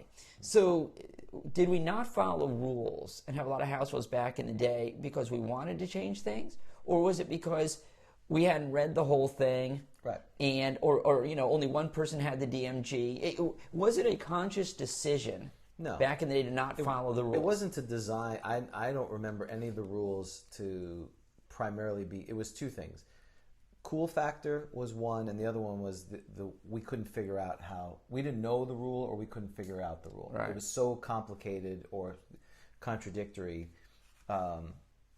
So double damage, that was just a cool thing. It just was like, oh, well, there's got to be double damage. There's got to be a strike that's ridiculous, I don't think I remember, back in the day, knowing that Gygax had said, he said somewhere, didn't he? I can't remember if it's in one of the core books, but he says, there shouldn't be critical hits and fumbles because then you'd have to give them to the monsters, and the players wouldn't want that. We never processed the math behind the design of it. It was just, oh yeah, that's cool. We want to do that, and it seems, again, you watch. What do you base it on? You base it on the movies that you watch, and there's normal fighting, and all of a sudden something happens, and it's a critical hit or a critical fumble. Well, there's no rule for it. People drop their weapons all the time in these movies. Why can't we do that? We didn't understand as players that typically the monsters roll more dice. The more dice you roll, the more likely you'll get a critical. The more likely a critical will happen. That's bad for you.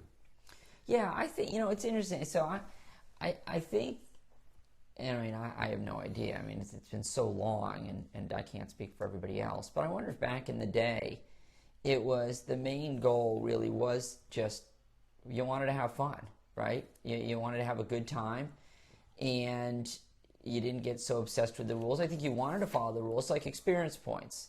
If that's what the rules are, well, we need to follow those rules, and we'll follow the experience points.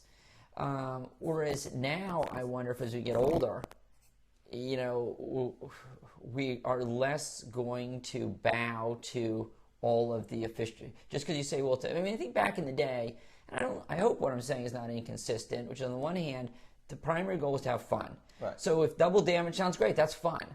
But in the same vein, if something was you were told, well, it's an official rule, I think I think back in the day we would have honored it. Like I remember, I got to tell you, it never crossed my mind back in the day to not use level limits. Learning now that so many groups before, I guess, Unearthed Arcana, upped all the limits, dispensed with level limits. We always use the level limit. As far as I know, I recall we used. In fact, one of my characters, if I recall, was like a 15th level assassin, and I'm not sure how many levels we actually played through. He played through a number. 4th level cleric. He was a half orc. Yeah. Cleric is 5th level assassin, 4th level cleric. Yeah.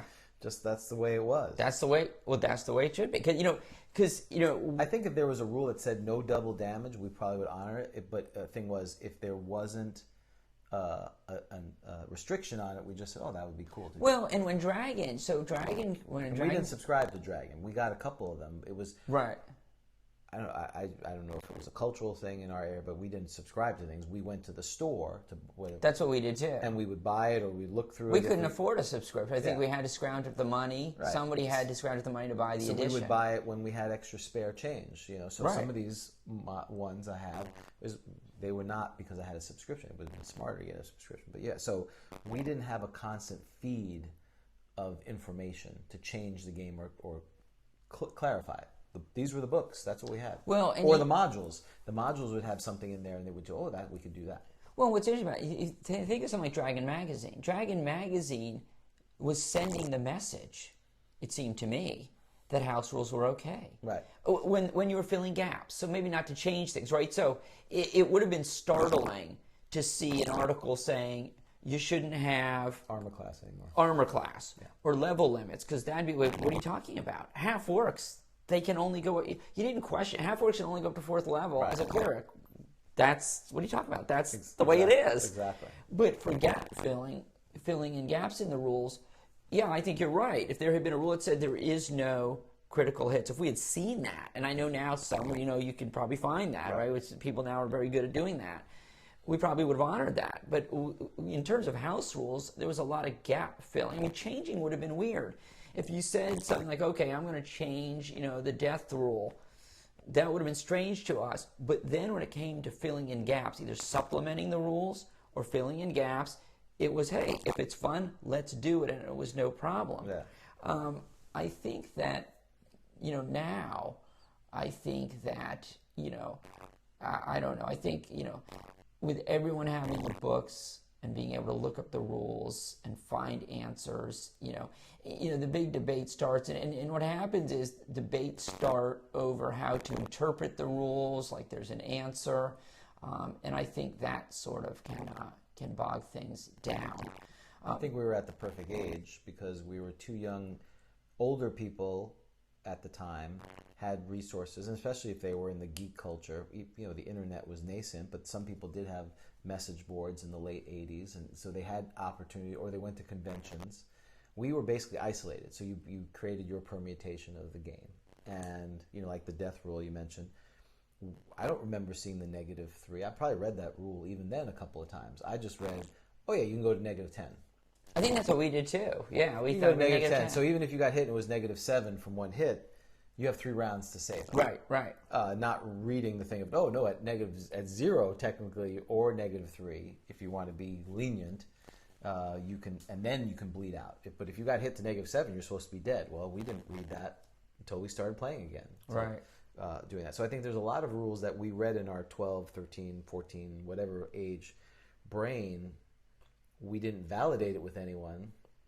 The one person was kind of Moses told to the rest of the people who played, and everyone went, okay, cool. You're whoever ran into that rule was that's how we ruled it, and that's how it became the house rule for us. And we didn't play with a whole lot of other people. So it wasn't like you went to a convention or you had other players come in, and if they played, they were new. They weren't experienced players. I went to one convention, and we generally played right. And if there was rules that were different, I just assumed, well, that's the way these people played. I didn't sit there and go, oh, I wonder if we were playing wrong. We just kind of accepted. Do you know what I mean by that? I do know. And I'd be interested, could you describe to me what you would view as a great game? You're not the DM, you're a player. Yeah. What would you be looking for that at the end of, say, 4 or 5 hours, you get up from the table and you say, that was a great game. What's happened? I assume. So the elements. Oh, that's a great. I assume what's not happened is a lot of cracking open of books. Right. So what has happened in those 4, 5, 6 hours? Well, I think one of the best games of recently. I can't speak because I'm always concerned about going back because you have the rose-colored glasses. Of course. of the the epic thing. But one of the better games we had was last year's tournament, which is coming up next month, which, by the way, we need to do some work on that, right. Where we had, we ran the twofold talisman, which from Dragon Magazine, I forgot, 84, 85 or something like that. You can look it up. It's a 2-part commit. And I was the DM, but what was really, we had players who knew their roles. They balanced between playing the game, which was, okay, we have a goal. We know in tournament we have to get to the end. When there's an end, we have to, but yet they try to play their players. The game moved quickly. It was, can I attack? Yes or no. They didn't sit here and crack open books. There was a lot of preparation on the DM side, so it wasn't this kind of, oh, I'm just showing up and running, Friday night game or Saturday night game. And it just flowed really well because they were experienced players. They knew what they want, and the players who weren't as experienced, they deferred and they learned how to play. And they were role playing while they were playing the game. And I think that is either we get a lot of playing the game, very tactical, or we get a lot of role playing and people get antsy. They had a goal, they moved forward, and they used the opportunities to. And it was just great. They're like, oh, we're going to do this, we're going to do this. And it wasn't like it gave a lot of clues. They just knew for this type of thing, we have to move forward because we only have 4 hours of time. And that, what does they say about creativity? It's those constraints. If you have unlimited time and limited it kind of goes all over the place. I think having that 3 or 4 hours, at GaryCon, I'm sure you've been to 3 GaryCons now? Yes. I'm sure, and you've played multiple sessions. I think that's probably, you like me, you'd think those are the sessions where people played their characters, but they understood the mission. You had a DM who was engaged, and they took advantage of the situations that they had, both from a role-playing perspective and a combat. And combat wasn't, a 45-minute. I don't, we didn't have these huge battles. There's maybe one or two monsters, and it lasted 10 or 15 minutes. So to me, that and everyone, wow, that was a really fun adventure. Not only as a DM, but I assume as a player when we played with Vic. Even though the downside, I think, with Vic's game, not that he didn't run a game well, is that we had a lot of players, and we kind of played the way we normally play. We didn't change our style to that type of thing, which is, this is a one shot. You need to try to accomplish things. We still were kind of dilly-dallying and figuring it out. So you're always chasing that lightning in a bottle, that 5% time when you have a great encounter. What's your thoughts on that? No, they're very similar, and that I now have drifted toward the desire to run one-offs, because I think one-offs do that. So if you're going to have a one-off, typically it's going to be very convention-like, of course.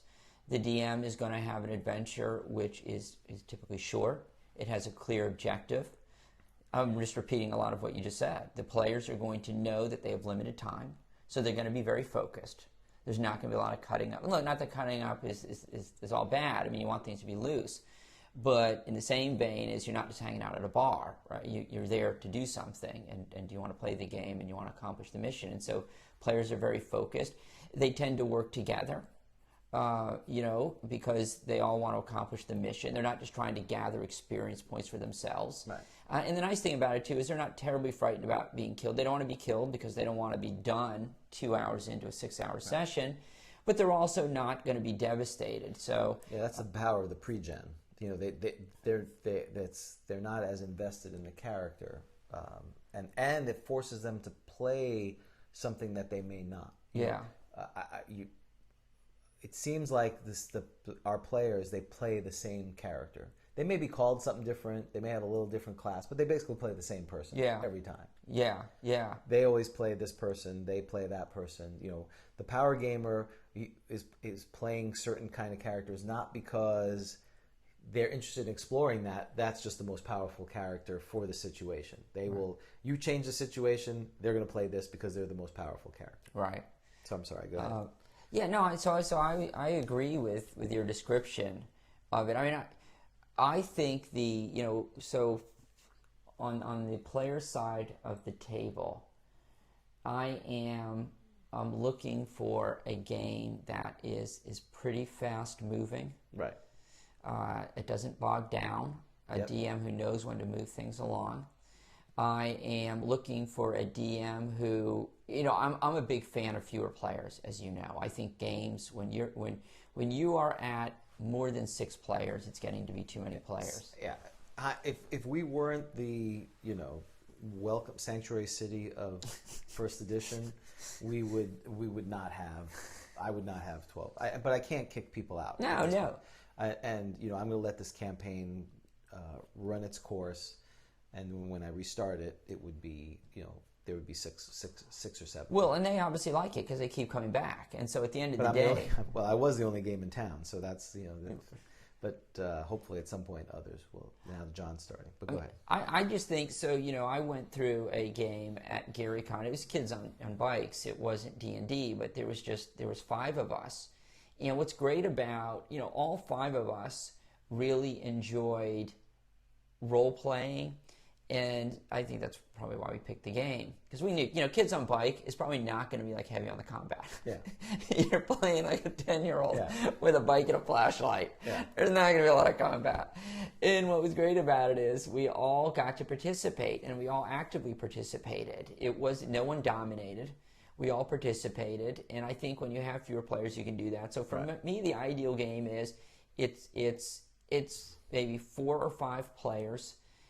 Everyone is going to be able to participate, and the DM is keeping things moving along.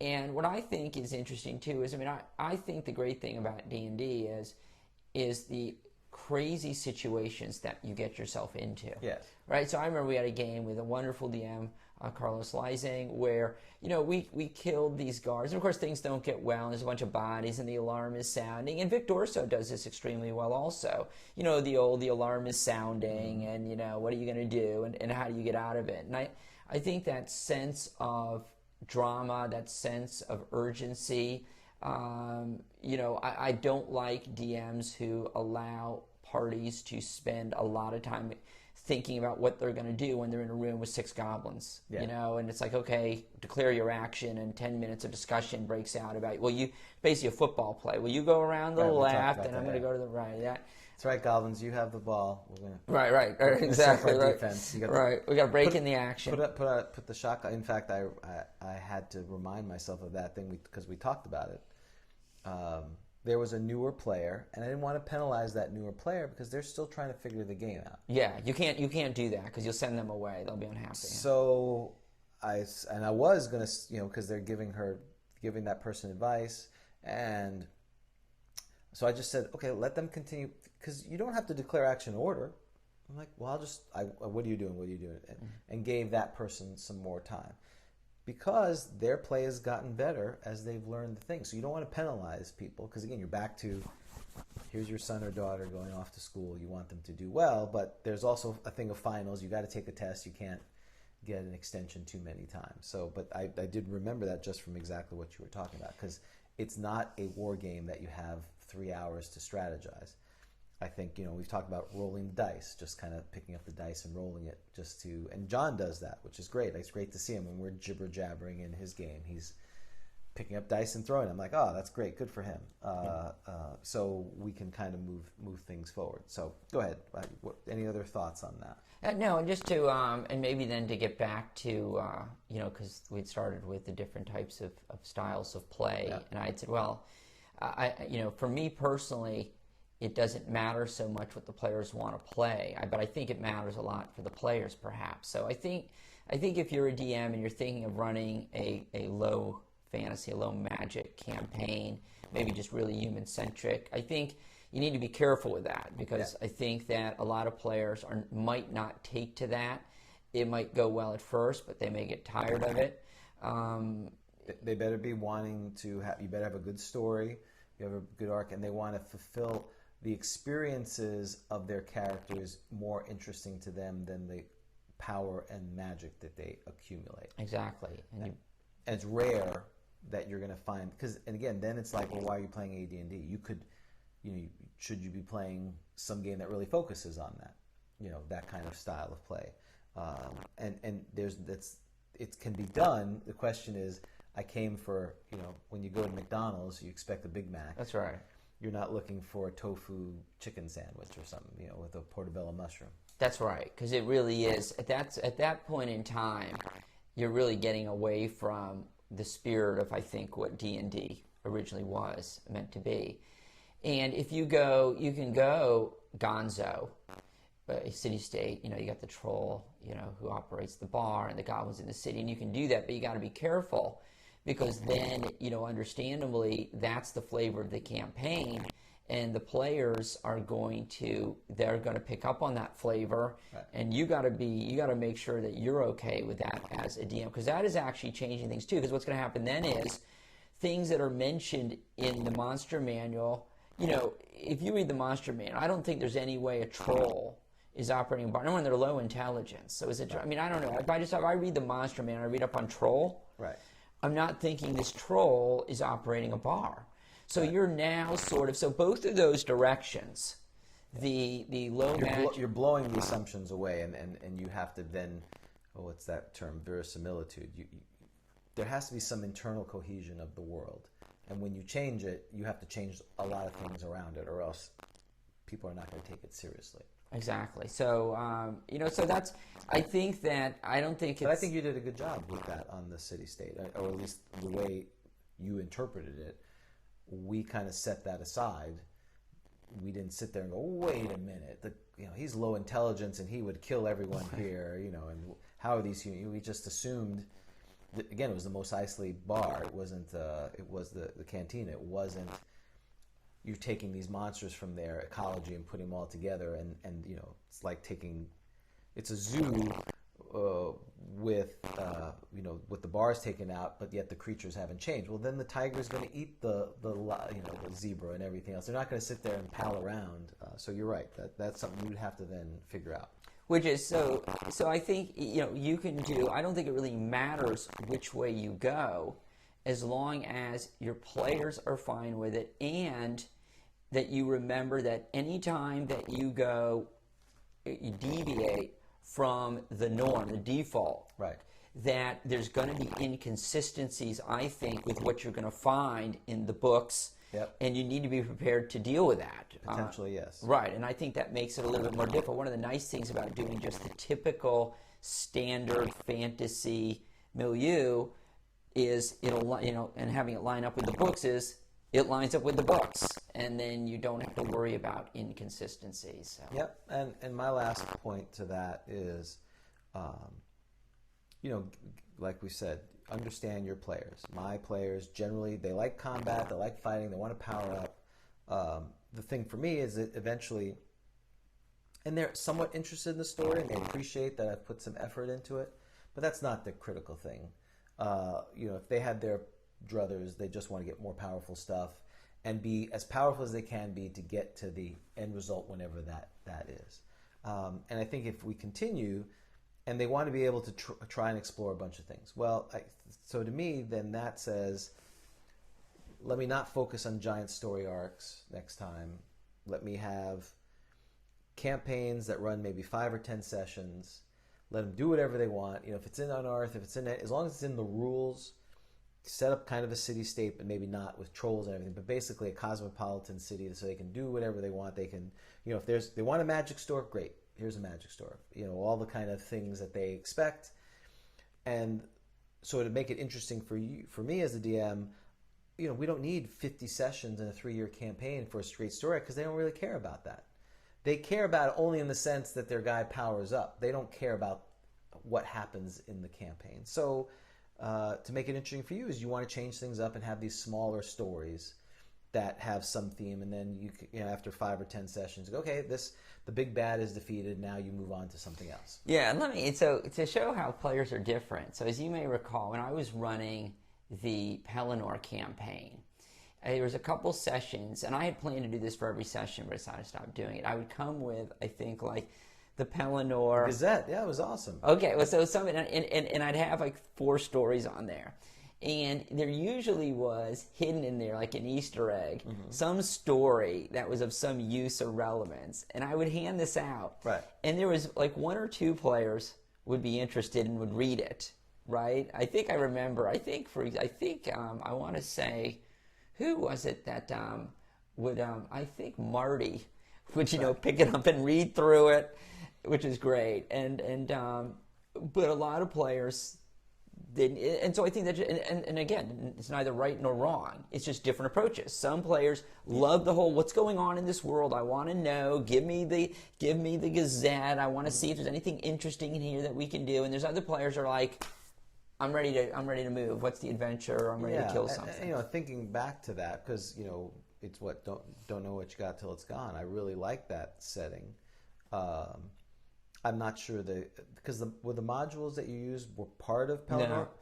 No. Only one of them was the beacon at Enentor was, but the other ones were not. Yeah, and so to me that was the mismatch. I thought the world was really good. I thought you did a great job with that. I think my personal problem is, I'm kind of like Frodo, and you're dealing with the other halflings. Not to make myself better, I don't want to interject too much and dominate what I think the play is. I'm always concerned because when I do that, then it becomes very tactical and becomes the kind of game that I want to play in. And so in yours, I kind of stepped back and almost checked out of it. And plus my character was a ranger. He could have been the natural leader, and again, all that kind of factored in. So I almost was in some ways hoping to give space to the other players to kind of do things, but instead no one stepped up to do that. So then we had this weird kind of, no one was in charge, or the person that position of leadership didn't rotate around. So I don't say apologize, but I wasn't as invested in the game, not because I wasn't interested. I thought you did a great job. It was more about, I don't want to sit here and teach people how to play. I'm not, I feel that gets into the, well, you should do this or that. If people ask me a question, I'll be happy to answer. But I'm always leery of, oh, no, you shouldn't move there, and you should use this spell, and you should do that. Because then it becomes, very tactitional, and then I get frustrated when we don't do the right thing. And a couple of my characters died because I kind of let things kind of go as it is. I'm like, what are you doing? You can't. And I just said, you know what? I wasn't really paying attention because I wanted people to play the game. And then all of a sudden I had to jump in and my character got killed, which was okay because I deserved that. But I love that thing. I thought that, if you were to bring that setting again, that was great with the city-state and, what I don't... City League, talking about Pelennor? I'm sorry, yeah. It's the City League, yeah. What I don't like about it is the same thing that every player does. And this is not because of you specifically. It's because I don't like, I got to pay 4 silver pieces for that. And I got to, it's 12 and I can keep track of it. I did it because it's part of the game. Right. But it's not because it's just I'm old and I don't care about it anymore. I think if we were playing weekly, we played every other week, and there's, we're wasting time on, putting money into the bank, and we got 10% of this, and now it's this, and they got to figure it out. Right. It's the accounting thing. Whereas in the past, I'd be like, oh yeah, this feels like, oh yeah, this is totally great. So it was. I thought that was great. Okay, when it comes to styles of play, there's factors you can put in. I think that completely ignore that. If you are, you're not going to have players, or you're going to have unhappy players. Do a certain thing, get to a natural conclusion, and start over again. So we get more of the life, and these people are going to want to keep going and going. So in my campaign, I've already thought there's probably assuming life continues, probably play through the end of the year and wrap it up and start something new. And again, probably have this basically, okay, you guys want to just do whatever you want. Nope, not whatever you want, but I want to use all the books. I don't want I don't want to sit here and be restricted by, oh, you want Arthur Camp? Great. But it's going to be more of a mercenary kind of thing. Okay, great.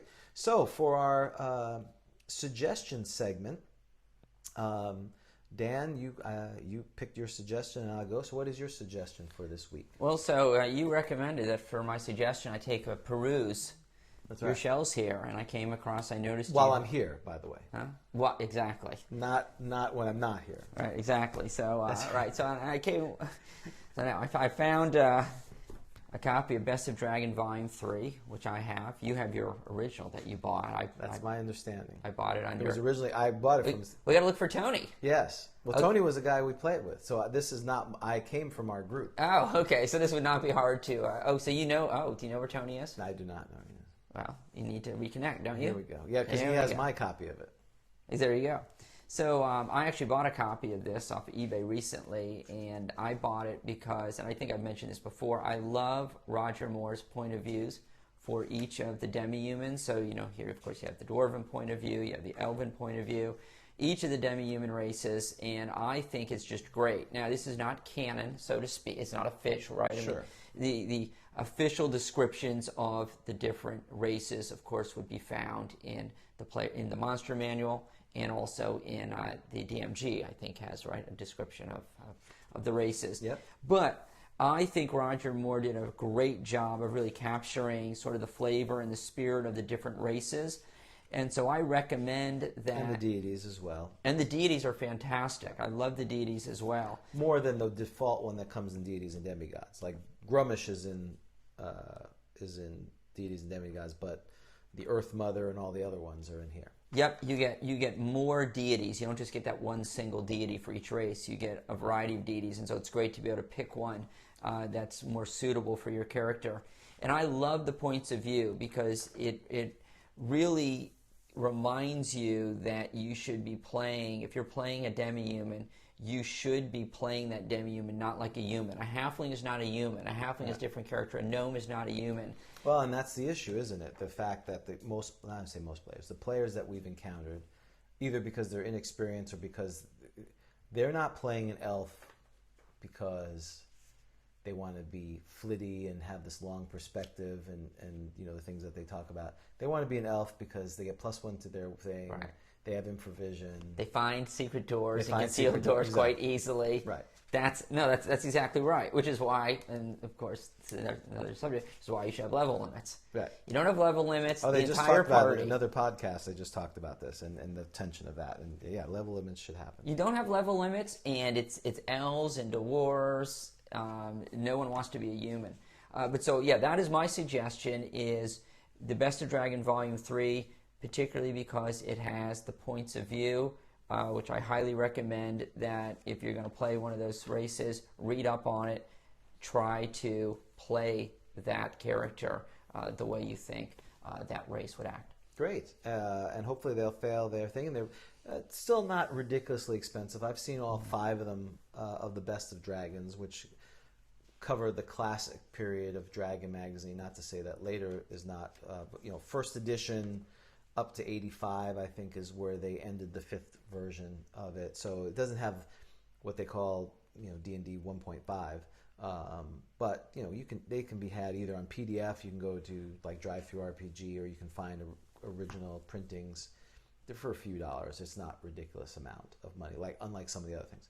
So my suggestion is funny because the podcast I was listening to is Roll for Initiative, and they were just talking about level limits this last week. And the tension. They're always one step ahead of us, aren't Well, they? they are. Well, they've been around for a while, and I do like some of their content. I think a lot of what it is, and some of it's similar. But I would suggest listening to other podcasts. If you're spending time here, thank you very much. But that they're focused on first edition, and so they have a huge backlog over 10 years of items. So if there's something we haven't covered yet, they have a different perspective. And I think if you're an aspiring DM or you're a player who's trying to see the DM's perspective, they typically have 2 or 3 DMs that have posted over the course of this, and they cover a number of the topics, and they have their perspective, and I think it's useful, and it's just ironic that they went over that. So Roll for Initiative, they're on iTunes, and because again, I listen to podcasts when I'm at work, or I'm doing something else, and I just have a background, or you're mowing the lawn. These things are great for those type of things, and it's we want to support the community. And there's a couple other podcasts I'll probably suggest. These are the ones I listen to, and I either find them interesting from they validate my understanding. I don't agree with them. They validate my understanding one way or another. That yes, this is why I've done it because I don't agree with their way, or yes, I do it that way because their perspective. Or they provide some background or information that I haven't heard of before. Because what Dan and I, at least I shouldn't speak for Dan. I am not a Dragon's Foot or Facebook looker of the OSR stuff, the old school revival, and all these new products. There's just too much information out there. Just with what's available from the old times, I have a lifetime worth of stuff. But there are some things that could be useful. It's always good to listen because they go to the conventions, they do this and that, so there's a lot of information. So I hope you fail safe. Listen to them. It can be hit or miss, just like unfortunately our stuff. I know it's shocking, but there's some sessions are better than others, which is terrible. Okay, so that's this week, and so I've announced in fact, I put it on Twitter, our Paranoia, the original module, the Femme Fatale Bots Strike Back, which is coming up, and Dan has joined the game, so we're actually looking for one more player. I got 5, I need one more, it would be nice.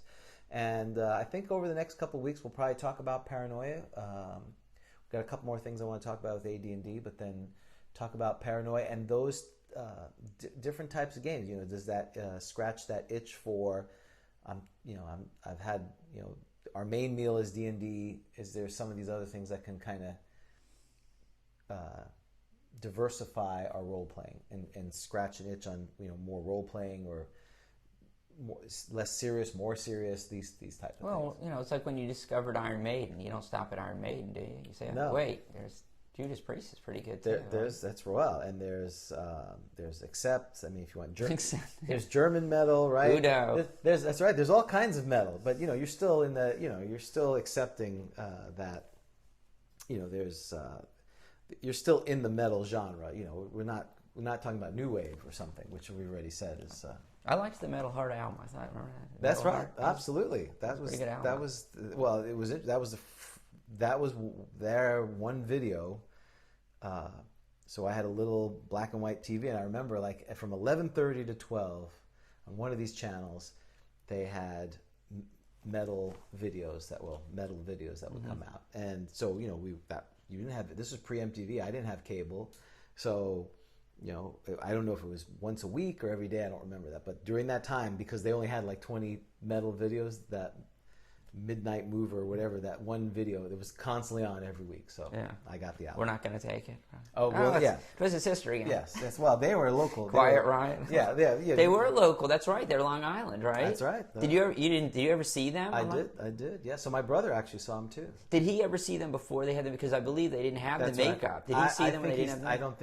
I don't think him or I saw him before that time. I saw. You ready? Who I saw them? So they came down. You ready for this? It was Twisted Sister, Dokken, and YNT. Oh, YNT. Dave I forgot his last name, McKenney or something. He's an amazing guitarist. He's great. He's awesome.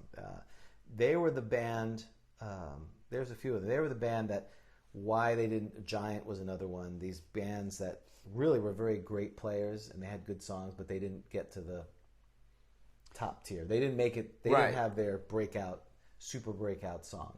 Right. Are you? Do you shout it? So if you see somebody with a T-shirt, are you the kind of guy that'll like yell out like, "Hey"? No. So okay, I do that. So I'm in the Publix parking lot, and a guy's got a Saxon T-shirt. Oh my goodness! And I'm like, "Yes, Saxon." I was not a big Saxon fan, but right. The fact still. that he's wearing that. Exactly, right? I'm going to start pulling on my old T-shirts for this event, because we're now wearing button-downs, and we were afraid we'd go to tuxedos. So I think I had a Van Halen shirt on. Next time I'll see if I'll put my Judas Priest or some of the other concert T-shirts that I've acquired. Do you have your old? Did you keep your old? You kept a lot of your old D&D stuff. I have one shirt from back in the day. It wasn't even mine. It was my brother's. It's from Van Halen in 1982. I still have that shirt. Oh, so you saw it, right? So your brother saw it. What was your first?